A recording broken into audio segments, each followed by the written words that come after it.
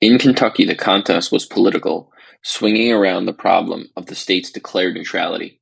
Her sympathies were Southern, but her interests lay northward, beyond the Ohio, Lincoln having guaranteed the inviolability of her property and slaves.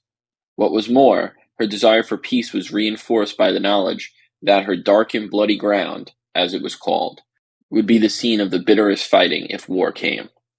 Therefore, after the furor of Sumter and the departure into Confederate ranks of the eastern border states and Tennessee, the governor and both houses of the legislature announced that Kentucky would defend her borders, north and south, against invaders from either direction, and the people signified their approval in the special congressional election of late June, when 9 out of 10 men sent to Washington were Unionists, and again in the August legislature races, which were overwhelmingly Union victories.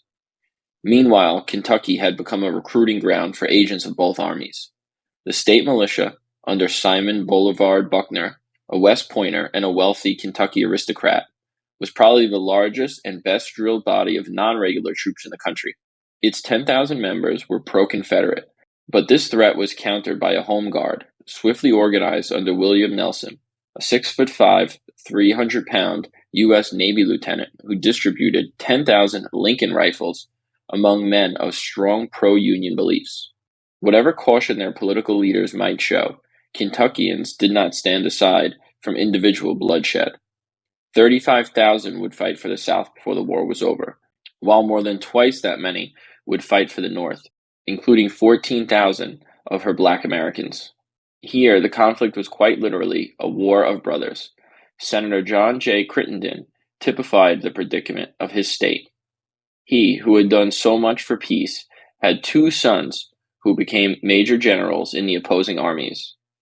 Likewise, Henry Clay, the other great compromiser, had 3 grandsons who fought to preserve the Union and 4 who enlisted on the other side.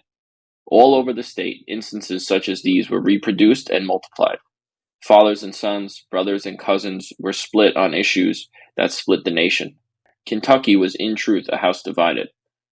The question was in which direction would the house fall.